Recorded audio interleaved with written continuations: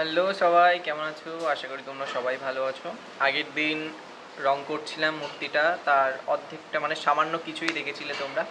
আর আজকের ভিডিওতে তোমরা ফুলটা দেখতে পাবে, মানে সম্পূর্ণ কাজটা আমি শেয়ার করবো আজকের ভিডিওতে।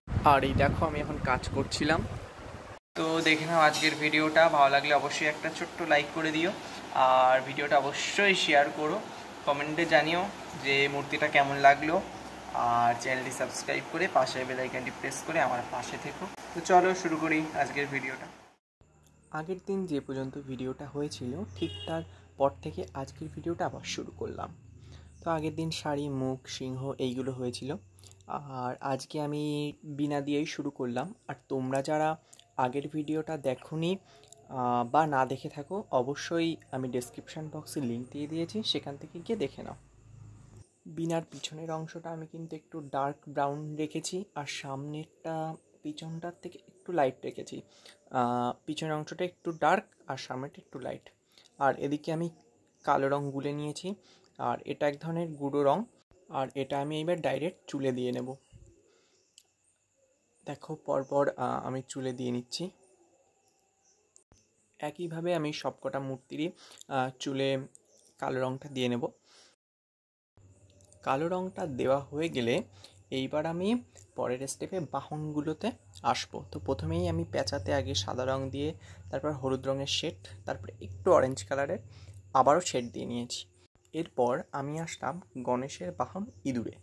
তো ইঁদুরের আগে আমি অ্যাশ টাইপের যে কালারটা সেইটাকে দিয়ে নিচ্ছি। এরপরে ওর গায়ে একটু সাদা আর একটু কালোর হালকা শেড দিয়ে দেবো, যাতে আর একটু দেখতে ভালো লাগে। এরপর আমি আসবো ময়ূরে। তো ময়ূরের গায়ে আগে যে ডার্ক টাইপের ব্লুটা হয়, এগুলো কিন্তু সবগুলোই ফেব্রিক কালার, তো সেই ডার্ক ব্লুটা আমি আগে দিয়ে নিচ্ছি। আর একটু জায়গা ফাঁকা রেখেছি, ওখানে আমি একটু হালকা গ্রিন টাইপের দেবো। ময়ূরের গায়ে কিন্তু ব্লুটা দেওয়া হয়ে যাওয়ার পরে আমি কিন্তু সবটাই শেডের উপরেই রেখেছি। এরপরে একে একে ময়ূরের পেখম আর ডানা দুটোও করে নেব। তো ডানার এক পাশটা হয়ে গেছে, আর ওই পাশেরটা তো অতটা দেখা যাবে না, আমি হালকা দিয়ে দিয়েছি কালার।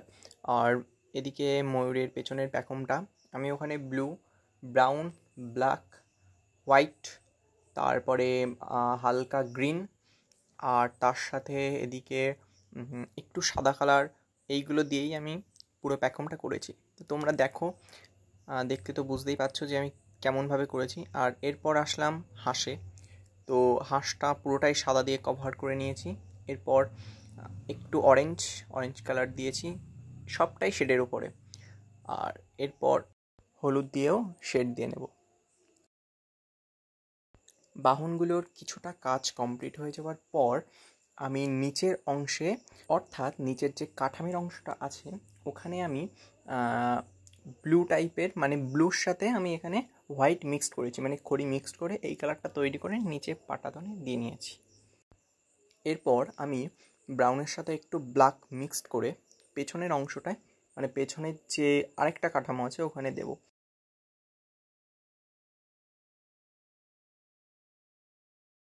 নিচের দিকে সম্পূর্ণ কাজ শেষ হয়ে যাওয়ার পর ওভারঅল লুকটা দেখে নাও কেমন লাগছে। আর এবার আমি একটু শেডের যে গুঁড়ো রং হয় ওই কালারটা সিংহর গায়ে একটু শেড দিয়ে দেবো। এটা গুঁড়ো রং, মানে লাল রঙের গুঁড়ো রং। এই রংটাতে ইজিলি শেড দেওয়া যায়, এটা শেড হিসেবে ব্যবহার করা যায়। আর এদিকে সিংহের মুখের পোর্শনটা কমপ্লিট করে নিচ্ছে, নাক, গাল, চোখ, কান দুটো একেবারেই কমপ্লিট করে নেব। এরপরে সিংহর চোখ, এখানে আমি চোখটা কিন্তু পুরোটা ফেব্রিক কালার দিয়েই করছি, মানে বলতে গেলে চলে পুরো মূর্তিটাই কিন্তু ফেব্রিক কালারের ওপর তৈরি করা। কিছু কিছু জায়গায় হয়তো অন্য কালার আমি ব্যবহার করেছি। এরপর মহিষের চোখগুলোও করে নিলাম। এরপরে একটু পিঙ্ক কালারের সাথে আমি সাদা মিক্সড করে হাতে দিয়েছি। তো তোমরা দেখতে থাকো আমি স্টেপ বাই স্টেপ কী করছি, আর অবশ্যই কমেন্ট করো যে ওভারঅল কেমন লাগলো।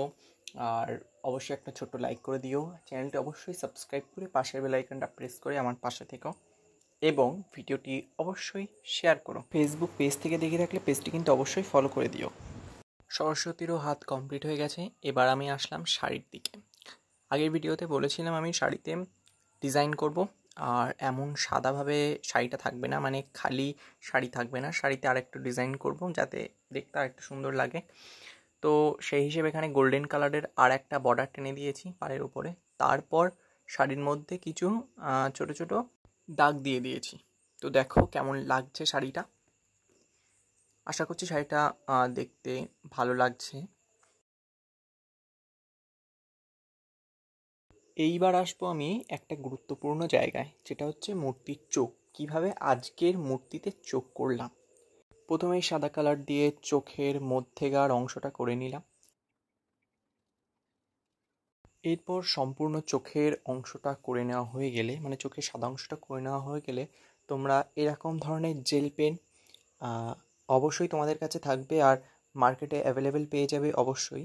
আমি এখানে হাতে দাগিয়েও একবার দেখিয়ে দিলাম যে কালারটা কেমন পড়ে বা দাগটা কেমন পড়ছে। দেখতেই পাচ্ছ অনেকটাই মোটা। এরপরে ওই পেনটা দিয়ে তোমরা আস্তে আস্তে, এটা খুব ধীরের সহিত করতে হবে, চোখের যে শেপটা হয় সেইটা এবার তোমরা এই পেনের সাহায্যে দিতে পারো। কিন্তু হ্যাঁ, এটা দেওয়ার সময় অবশ্যই সাবধান অবলম্বন করতে হবে যে যখন আমি চোখটা করব তখন যেন চোখের মধ্যে বা চোখের সাইডে, মানে যেখানে কালোর অংশটা দেওয়া আছে, মানে যেখানে যেখানে এই পেনের কালিটা ইউজ করা হয়েছে সেখানে যেন কোনো মতে হাত বা কিছু না লাগে। তাহলে কিন্তু এইটা, মানে এই পেনের কালিটা কিন্তু উঠে যাবে। একটু সময় দিলে পেনের কালিটা আবার শুকিয়ে যাবে। এই পদ্ধতিটা কিন্তু অনেকটাই সোজা বলে আমার মনে হলো, যার জন্য আমি ভিডিওতে শেয়ার করলাম, তোমাদের কাছে তুলে ধরলাম এই পদ্ধতিটা। আর যারা এখনও তুলি দিয়ে চোখ করতে গেলে চোখটা ঠিকঠাকভাবে আসে না বা কোনো কারণে ছোট বড় এগুলো হয়ে থাকে, তো তাদের জন্য কিন্তু এটা একটা বেস্ট পদ্ধতি। তোমরা ইচ্ছা করলে আমার পদ্ধতিটা ফলো করতে পারো। আর দেখো ওভারঅল কেমন লাগছে সম্পূর্ণ কাজটা। এরপরে পিছনের যে চালচিত্রটা আছে ওটাও আমি দেবো, আর আগে একবার কেমন লাগছে সেটা দেখে নাও। আর এদিকে আমি চালচিত্র করার জন্য একটা কার্ডবোর্ডের উপরে একটা কাপড় আর মাটি মিশিয়ে লাগিয়ে নিয়েছি। পিছনটা দেখো কি বাজে দেখতে লাগছে, আর সামনেটা ঠিক আছে মোটামুটি। এর উপরে এইবার সাদা খড়ি মেরে নেব আমি, আর তারপরে ব্লু কালার দিয়ে নেব, মানে হালকা যে স্কাই কালার। আর ঠাকুরের পিছনে আমি আবার দিয়ে দেখছি যে মাপটাপগুলো আদৌ ঠিকঠাক আছে কি না। তো ঠিকই আছে মোটামুটি মাপটা, কারণ আমি মাপ নিয়েই করেছিলাম। তো যাই হোক, এর উপর আমি কালারটা দিয়ে নেই। তো হালকা যে স্কাই কালার সেইটাই আমি দিচ্ছি। রঙটা হয়ে যাওয়ার পর কিন্তু দেখতে কিছুটা এইরকমই লাগছে। এবার সম্পূর্ণ কাজটা হয়ে যাওয়ার পর ওভারঅল লুক কেমন লাগছে একদম কমপ্লিট। এবার হাতে শুধু অস্ত্রটা দেওয়া বাকি। আশা করছি আজকের ভিডিওটা তোমাদের ভালো লেগেছে। সম্পূর্ণ ভিডিওটা দেখার জন্য সকলকে অসংখ্য ধন্যবাদ। আজকের ভিডিও এই পর্যন্তই। দেখা হবে আবার একটা ছোট্ট ভিডিওতে।